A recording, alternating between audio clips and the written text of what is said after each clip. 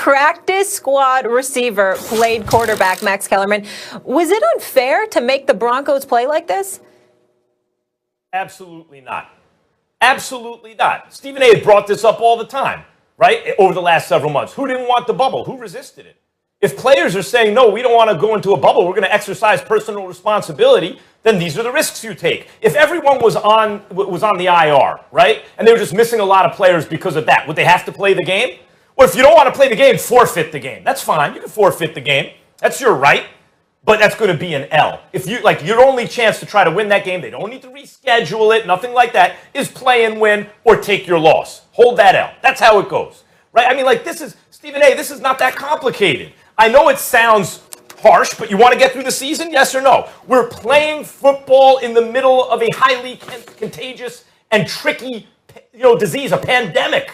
So these are the risks you take. And by the way, did someone break protocol in the quarterback room, right, on the Broncos? So hold on a second. It comes down to personal responsibility. If you're the players, you don't exercise any or enough, and then there's a COVID outbreak, you're missing players. The other team should have to forfeit, should have to postpone. No. You play the game, take your lumps, move on. The only way you postpone, Stephen A., is if there's a threat of contagion. If the medical experts say you can't play this game because we're going to transmit the disease, fine, I get it. Postpone. Other than that, you play the game and be, come what may. Max, I'm not getting into the particulars in terms of, because I totally agree with you about the contagion part. I also agree with you from the standpoint that, look, the players had an opportunity to have a bubble. They didn't want a bubble. Here's where we part ways, and I emphatically disagree with you. I'm thinking about the fans in this regard. Max, this is an extreme situation. There are alterations. There are exceptions that are made when extreme circumstances take place. They did not have a quarterback.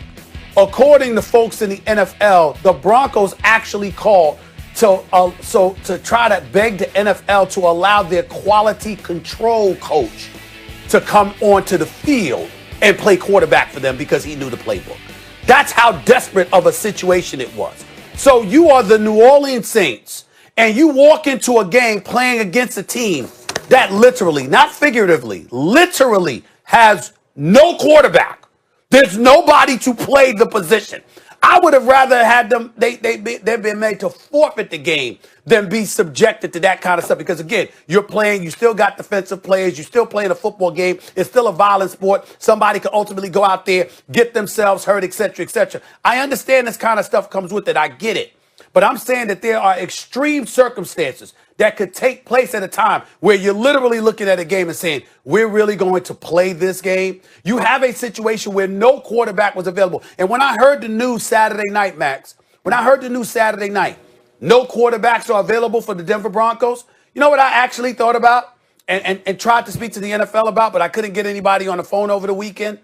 I actually think that it's gotten to a point where the NFL should halt the season for 2 weeks so everybody could get their ducks in a row, everybody could get their act together, and then come back after that 2-week hiatus and have a bubble kind of atmosphere in their respective cities. Now you're talking. And just enforce it for the last month to 6 weeks. That's how bad it was Saturday. You can't, to me, you're cheating the fans, even though there weren't any in attendance. They're watching on TV. When you tell a football team to show up without a damn quarterback, that's extreme.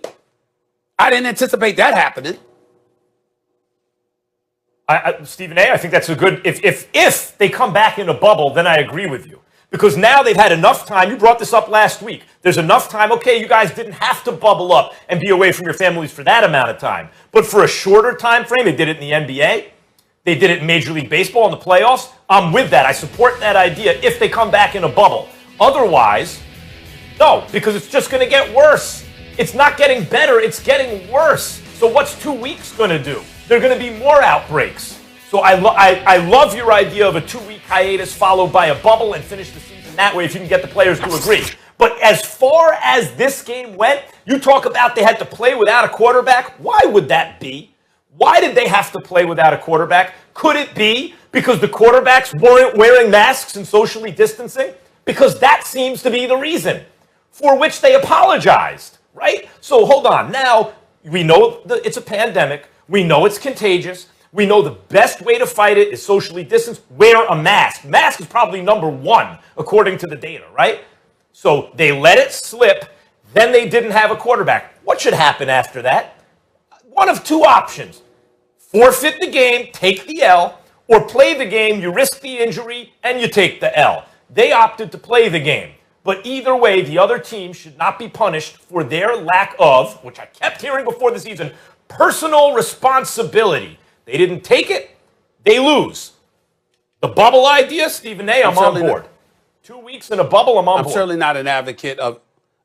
not an advocate of those who followed protocol and were ready to play suffering.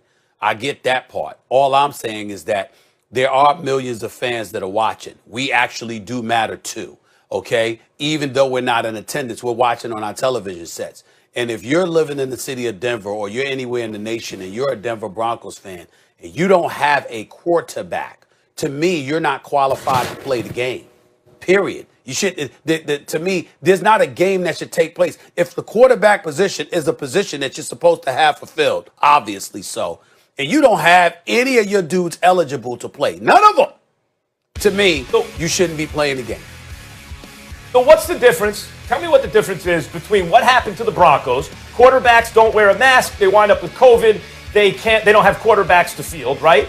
And let's say a team where the quarterbacks were riding a motorcycle or something like that, and there was an accident and they all got hurt. They're on the IR. What's the difference? We know that there is a physical danger and that you need to take certain steps to protect yourself and others, and they didn't, and as a result, they weren't available to play. If they had an accident from careless behavior and weren't available to play, we wouldn't talk about postponing the game.